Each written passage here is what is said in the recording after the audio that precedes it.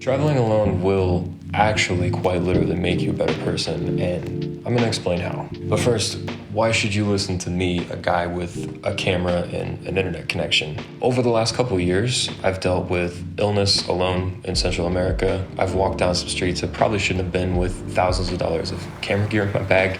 I've slept in airports, I've navigated trains and transportation and restaurants and people in general, and who knows how many languages and currencies. I once had just a hot plate and a toaster as a kitchen for a month in Seattle.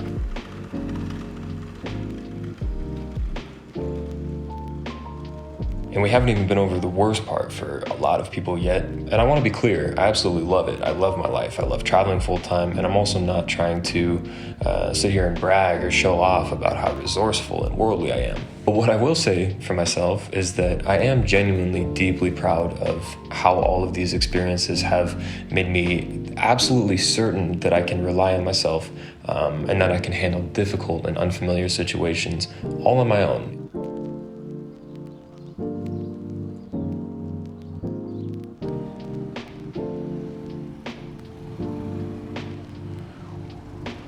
I genuinely feel as though I have grown as a person in the last 2 years.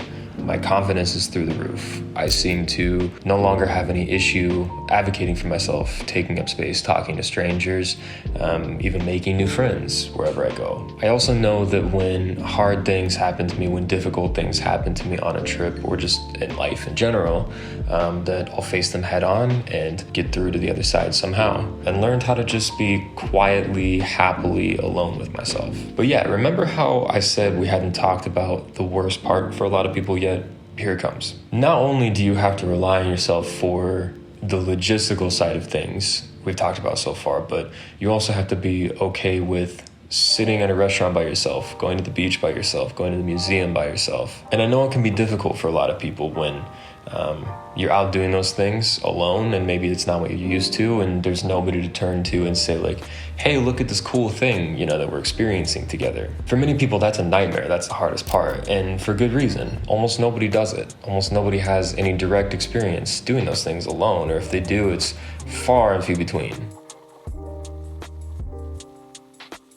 So many people I've known personally would just sort of miss out on things they want to do, or places that they want to go, just because they're waiting for somebody to come along and do it with them.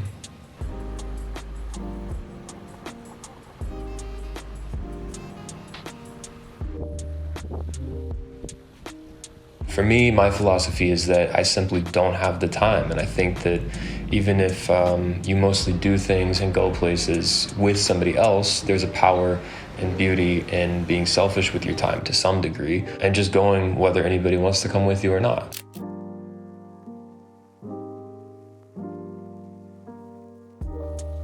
And the funny thing is, I will say it takes some practice, but I'm not lonely. There are very specific times I can point to where I've felt maybe a little bit uncomfortable, surrounded by people in pairs, couples, families, but never because I'm unable to enjoy myself in that situation, just because maybe customarily it's more common to do things, certain things with a friend or a partner or a family member. But those times are really far and few between. Most of the time in the environments that I typically find myself in as a street photographer in major cities around the world, seeing somebody doing something alone isn't out of the ordinary. So I think that everybody should feel as though they can rely on themselves, not just logistically, but for their own company and enjoyment and entertainment too.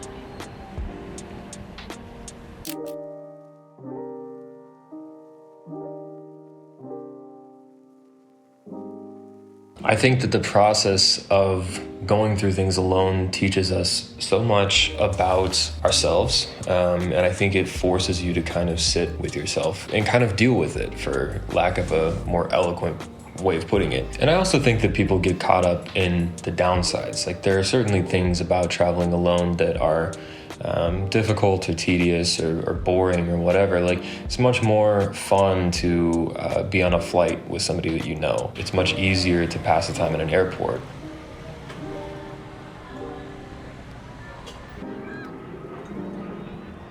I think a lot of people dwell on the negative aspects of it, the loneliness, the boredom, the potential to, kind of not really know what to do with yourself when you're like alone in the hotel room at the end of the day. And I'll admit that those things are difficult. They take getting used to. It's just part of the working through it and learning to be self-reliant. We try to remember that there are also some advantages, and there are a lot of good elements if you look at the other side of it.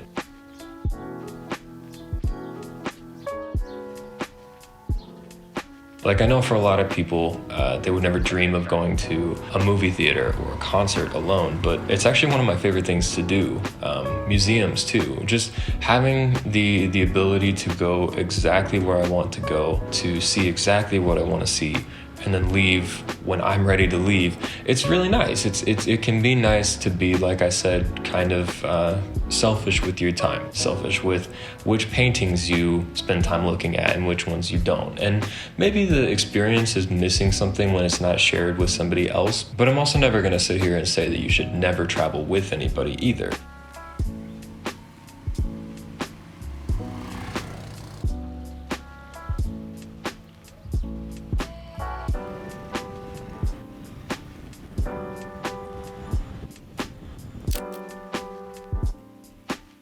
I just think that more than anything, we need a balance. And I think that in a world of constant distractions and entertainment and everything, we're so used to being like connected and distracted and entertained constantly. And there's this sort of lost art of being bored, being by yourself. Traveling solo forces you to face those things. It forces you to get better at them. And it's not just about overcoming the difficult parts. It's also about enjoying the things about it that are freeing and fun, and just, relishing in the idea that you can go anywhere, do anything, nothing is stopping you, nobody is stopping you. Yeah, you learn so much about yourself when you're alone. And I hope that if this topic hits home for you, you'll give yourself the opportunity to go be alone, travel alone, and just see what you learn about yourself. I hope that waiting for somebody to join you on whatever it is that you want to do doesn't stop you from doing it or seeing it, or just deciding like, enough is enough, I'm gonna go do it by myself. Try not to wait around for somebody to go with you,